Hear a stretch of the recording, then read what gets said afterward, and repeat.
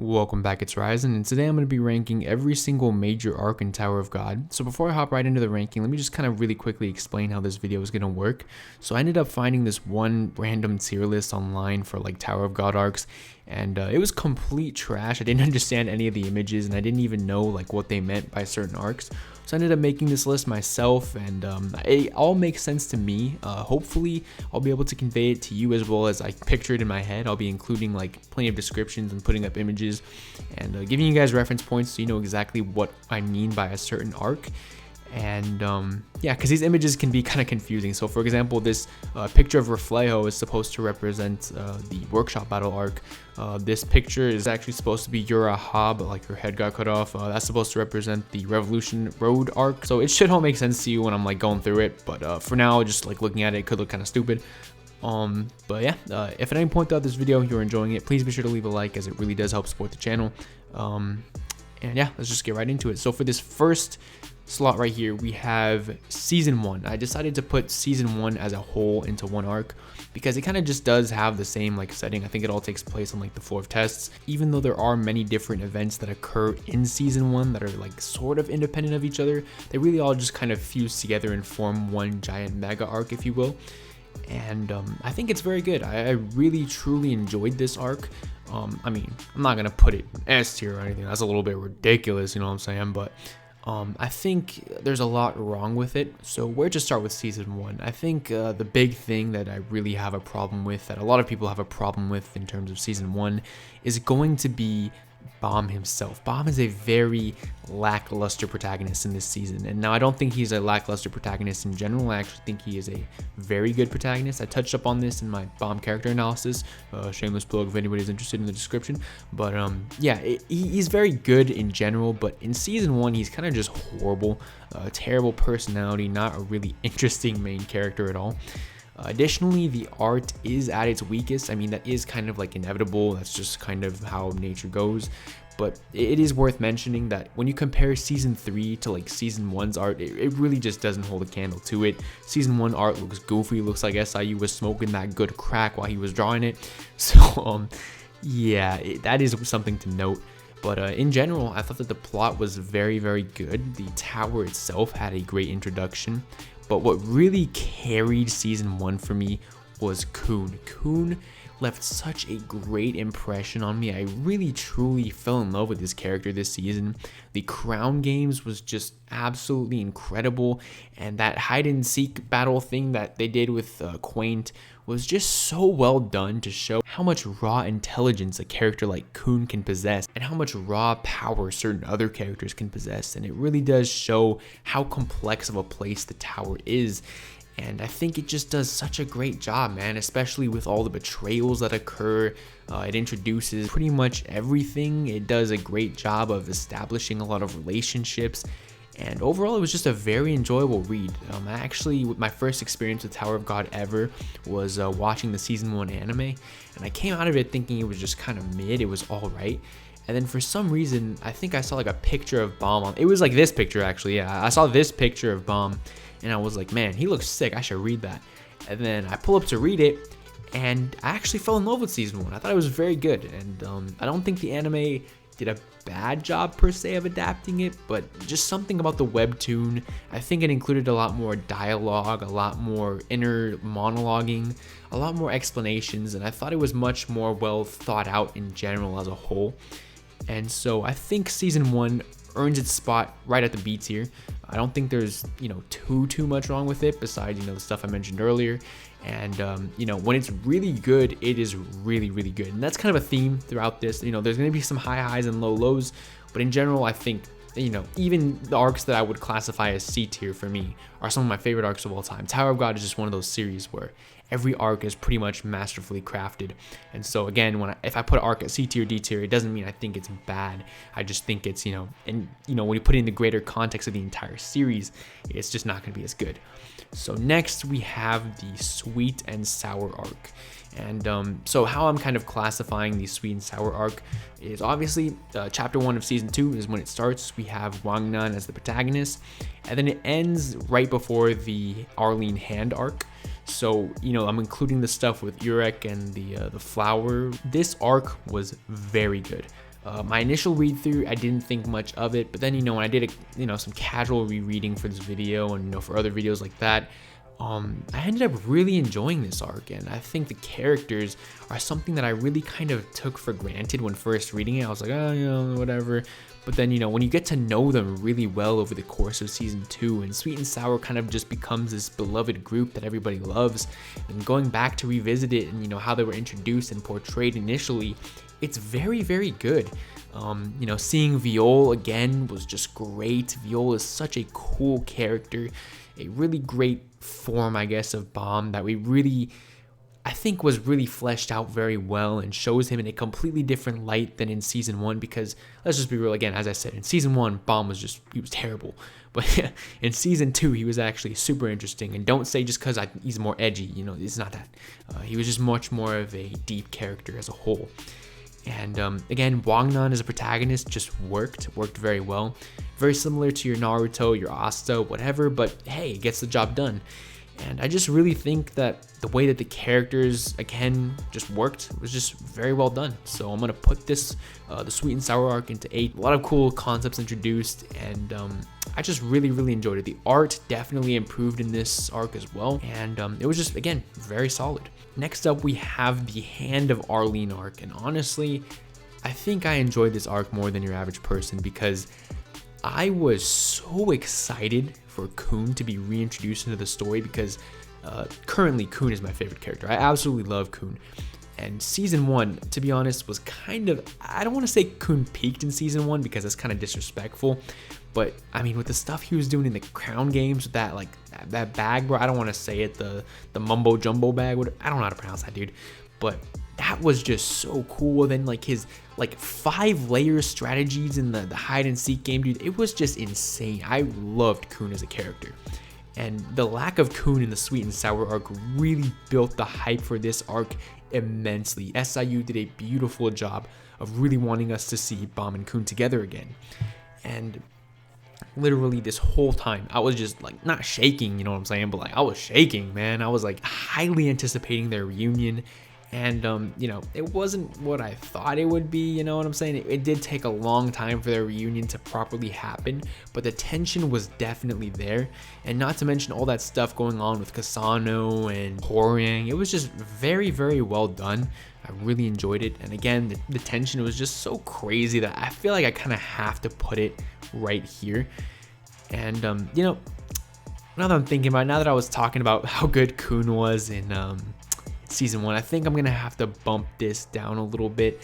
I know this seems kind of ridiculous with the Hand of Arlene being over these 2 massive arcs that were just really well received, but I just think, again, like, the whole time the Hand of Arlene arc was just playing upon this ridiculous hype, and I really think it delivered on that. I thought it did a spectacular job. And speaking of spectacular, we have the workshop battle, going straight to S tier. The workshop battle is kind of like the Marineford of this series so far. The workshop battle threw everyone that we had come to know, everyone, into this huge, like, tournament style. I don't even know how to describe it. It was insane. Starting out with the gun game that they played, going into, like, all of the cool mini games, and I think the thing that really captivated me most about the workshop battle was all of the plot twists. Like, there were like 10 major plot twists. Like, oh, this person is actually working for Fug. Oh, it turns out this person was Bam's friend the whole time. Oh, it turns out, you know, like, it was just going crazy. Everybody was switching sides. Nobody knew who was loyal to who anymore. And I just thought the fights also were really, really good. Like, Ron versus Anak was a very good fight. The final fight with Bomb and Rock and Kun all finally united together against Reflejo was just very, very well done. And just the whole thing in general was just a really incredible arc, and I think I would be tripping balls not to put it in S tier. So next up we have Revolution Road, and honestly, I'm not the biggest fan of this arc. I think I'm going to go ahead and put it in C tier. I honestly don't think I'm going to have anything in D tier, to be honest. Kind of just have it just to for it to be there, but this arc was good, as I think all arcs in the series are good, but it kind of dragged out in the beginning. It was way too slow. In terms of the actual plot, it was progressing fairly slowly, which is kind of unusual for Tower of God. Usually things go pretty fast, but this arc just went like ridiculously slow for like absolutely no reason. There was no real big antagonistic presence. Yura was not, she didn't really feel threatening as, you know, some of the other antagonists did in the series. And overall, I just thought it was like okay. It was nothing like terrible, like disgusting, but at the same time was nothing to like, you know, write home about, especially when you compare it to what happens right after.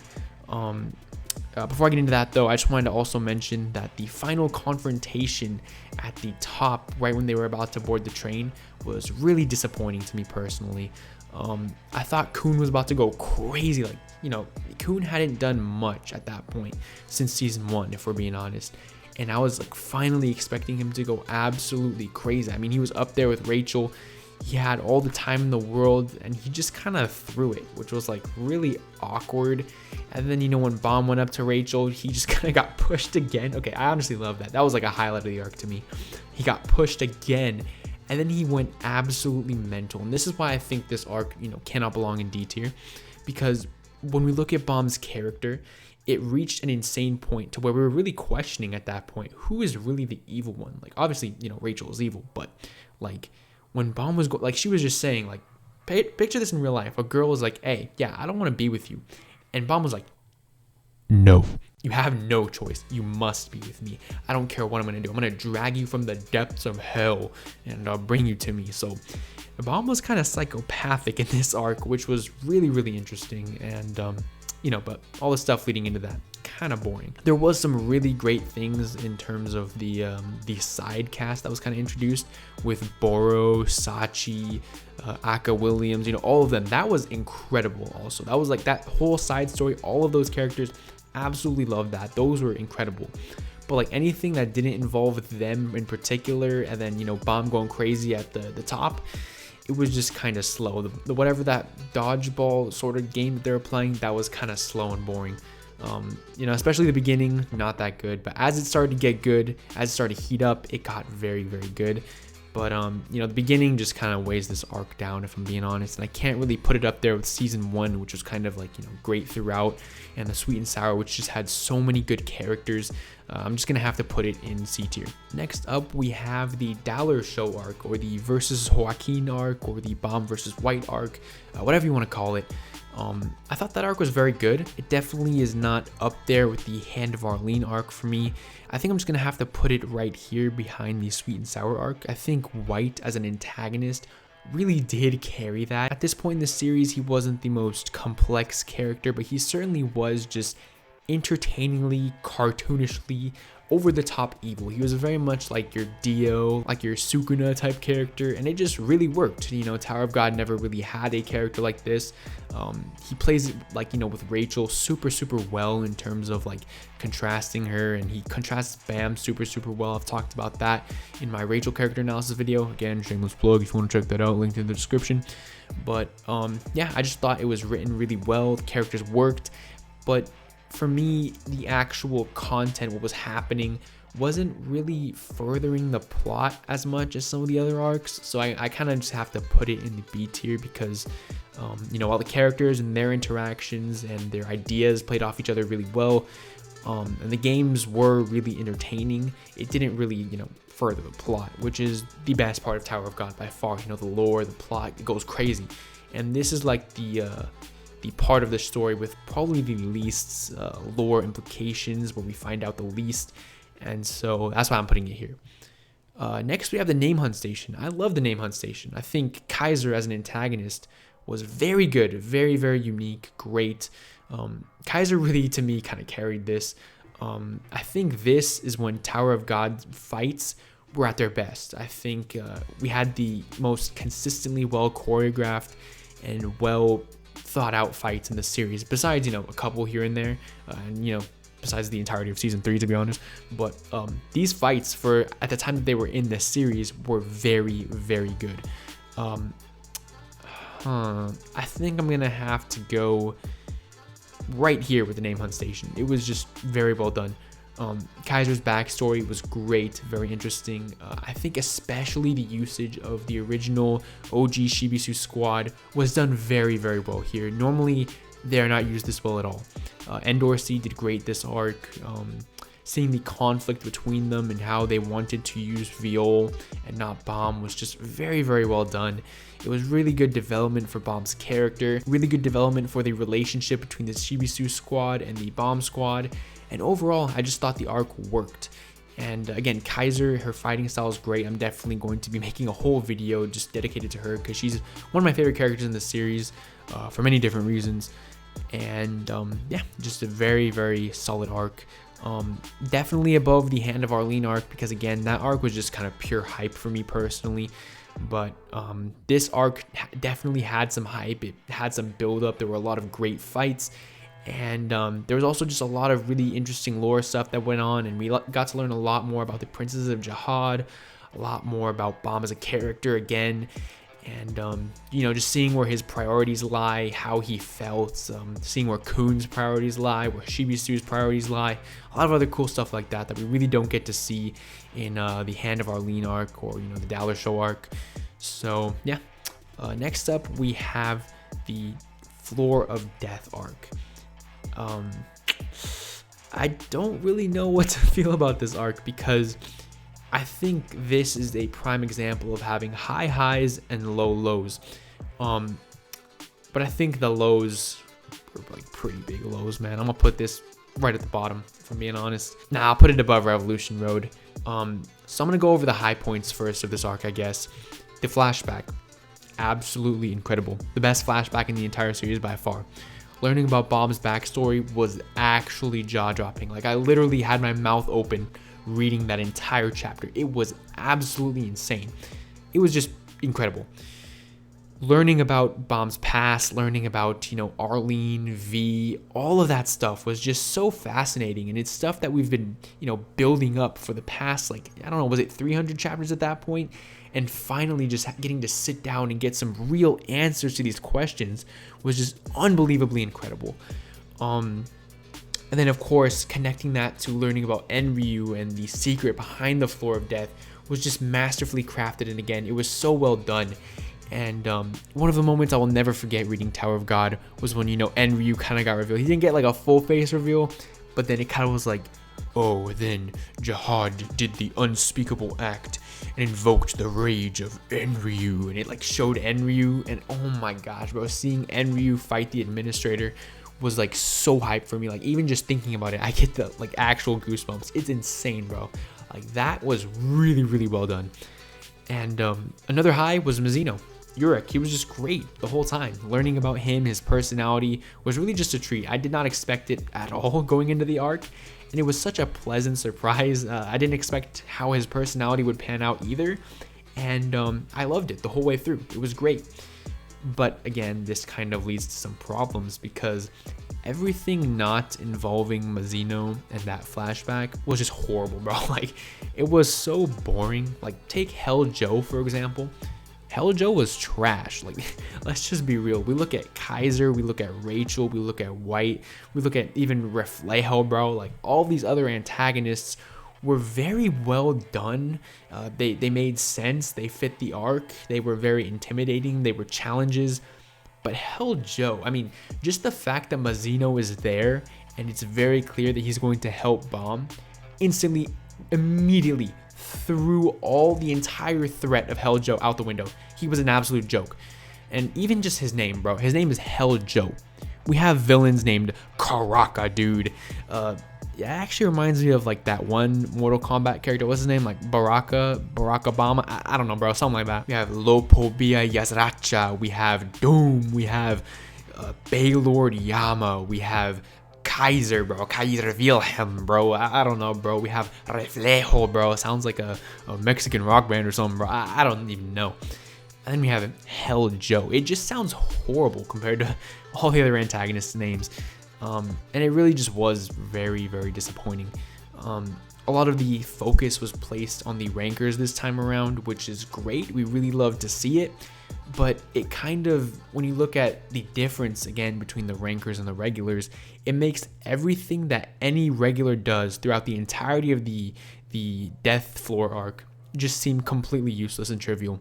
Everything that Bomb was going through, everything that, Khun and Dorsey, all that stuff that they were doing just felt completely useless when they were in the face of the two most powerful princesses that we have met so far, at that point in the story anyways.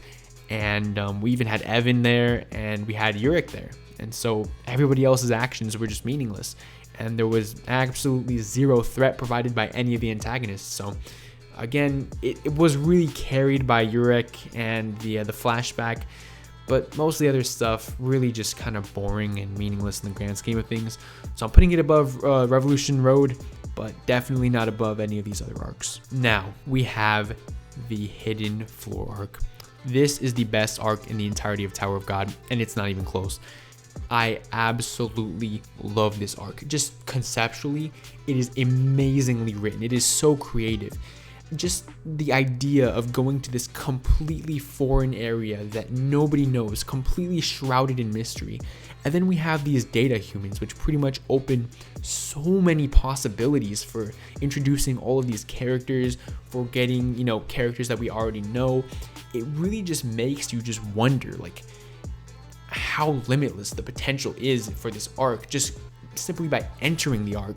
And we end up seeing so many different characters that I never thought we would see. We saw Yurik again, which was incredible because we just got an arc with him, and now we see him again, and the way he was placed and his functionality in that arc was just done perfectly, so it didn't overdo anything. He didn't overstay his welcome. We saw King Jihad, man, and the thing about Tower of God is it's very much like One Piece, where we hype up these characters, we introduce them, we show like a little bit, like a little fart of the character, man, and very, very early on, and we hype them up continually. And what this arc did was it brought us these incredibly hyped characters, Khun Edwan, it brought us Han Sung Yu, it brought us Uruk Mazino, it brought us King Jihad, it brought us all of these characters, and it just showed us a little bit of them, enough to completely floor us, to completely satisfy our hype. But at the same time, SIU is able to brilliantly convey the fact that we're only seeing less than a fraction of a percent of who they truly currently are. So we still have that incredible hype for them. So he literally satisfies our hype while building even more hype on top of it in this one arc. It is just incredible. On top of that, not to mention the concept of sworn enemies, I think was done so well. It allows us to get so much more insight on Khun as a character. It allowed us to get so much more insight on Dorsey as a character. We got to see Bomb, how he fears and hates himself, which is such an interesting concept. We get to see all of these things, and it just really develops the characters. It creates tension. It just does a perfect job of everything that is Tower of God, everything that we want from Tower of God. And of course, the highlight of this arc being Jihad himself, the fight between Bomb and Jihad, where Bomb uses his own 25th Night style. We see him transform and use the horns and fully use all of his powers at once and get this, what is the coolest transformation in the entire series. It is just done so well. It is done to perfection. And I really can't think of any criticisms for this arc. Even Rachel, who is a trash can, is handled really well in this arc. We get to see her basically just creating her own AI character and wanting to be that character so bad. And it paints her insecurity in such an interesting way, and it really just shows how pathetic she is, especially when compared to a Jihad. And oh my gosh, it is so good, everything about this arc. And I don't want to go too much into it because, for all of these arcs, because I am going to reread the entire series and then review it arc by arc, which I'm super excited for. I'm going to go super in depth into each arc, having fully reread it. But for now, I just kind of wanted to touch up on each one very briefly, give my rankings. And for sure, this is the best arc in the series. I was already in love with Tower of God after season 1, especially after, getting all the Wangnan stuff and the Sweet and Sour arc. But this right here solidified Tower of God's spot in my top 5 of all time. Anime, manga, manhwa, you name it. Absolutely incredible. And then next we kind of have this. I'm kind of gonna put this in D tier, dude. Okay, it's not bad, but I definitely enjoyed the last station arc the least. This is just everything that took place before season 3 and after the Hidden Floor arc.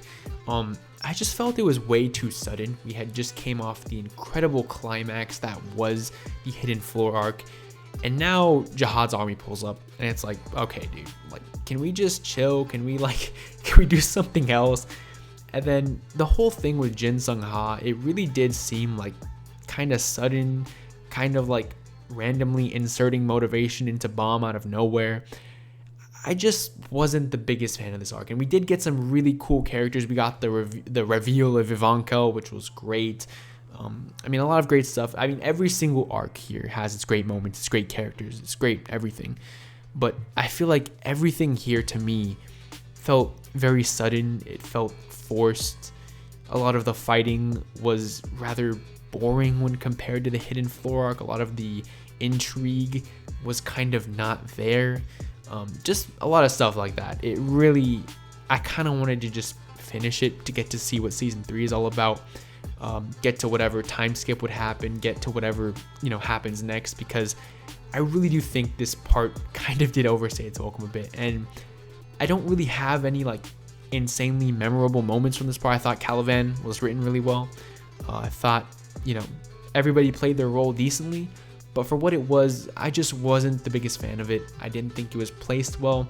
I thought season 2 could have ended a bit differently, but that's just me personally. I haven't read it in a while. I didn't really want to revisit it because it is my least favorite arc in the series after all. Maybe I didn't do it justice. When I go through and I reread the entire series again, I will definitely spend a lot of time on this arc and really kind of see what it is I don't like about it, but in general, it's probably going to be the weakest in the series. And next, we have Season 3. I'm putting all of Season 3 in one just because, again, very similar to Season 1, every event in here coincides with each other. There's no truly independent events like the Hidden Floor Station where it's kind of like all contained into one thing. It's not going to be like the Death Floor where it's all kind of self-contained. Everything kind of bleeds into each other and kind of forms to make this plot of Season 3. And I think it's incredible. I think it works very well. I do not think right now yet it has surpassed the... Yeah, I do. Screw it. Yeah, it has surpassed the workshop battle in my opinion. But I do not say yet that it has surpassed the Hidden Floor arc. Season 3 just works, man. Bomb as a character is so good, really, in Season 3. Just seeing his development, seeing his growth has been an absolute treat. This is the real post-time skip content that we needed, man. Besides that, the events of this have been great. With Yama, Doom, the Canines, all of it. SIU has really slowed down the pacing, and he's giving these side characters intricate backstories. He's really taking time to flesh out a lot of the world, and all of the characters are just doing great. Again, it's one of those arcs kind of like the workshop battle where we have everybody coming in. Right now we don't have any of the really Shibisu squad going fully in right now, but we do have characters like Ivanka again. We have Mule Love back, which is a thing. We have these Fug Elders. We have the Canines. Everybody's just going crazy right now, and it's just incredibly entertaining. I don't want to talk too much about Season 3 right now because I plan on making a video just kind of discussing the current state of Tower of God, and I have a lot of positives to say, as you can see by its placement in the list. And yeah, that's about it for this video. I think this arc ranking is pretty accurate, but again, next year for sure, in 2022, I'm going to be rereading Tower of God, and I'm going to be doing an arc review series where I review every single arc one by one. I give my full thoughts. Each of those videos is probably gonna be 15 minutes, kind of breaking it down, going over analysis as well as just opinions. So I'm sure each arc will eventually change. I'll probably do an updated video after that series is done. Thank you guys so much again for all the support this last year. I wanted to reach 200 subscribers by the end of the year, but you guys have actually blown past that. It's 220 now as the time of recording this, and it's the 30th of December at the time of recording this as well. So thank you guys so much. I really do appreciate it. If you're watching, please be sure to subscribe. It really will help out a small channel like mine. I really want to build a community centered around Tower of God and other anime and manga, of course. So you really subscribing would really help me out. It means a lot to me. And I appreciate, again, everything you guys have done. Thank you so much for making it to the end. And yeah, Tower of God playlist in the description. Please be sure to check that out. And yeah, goodbye, guys.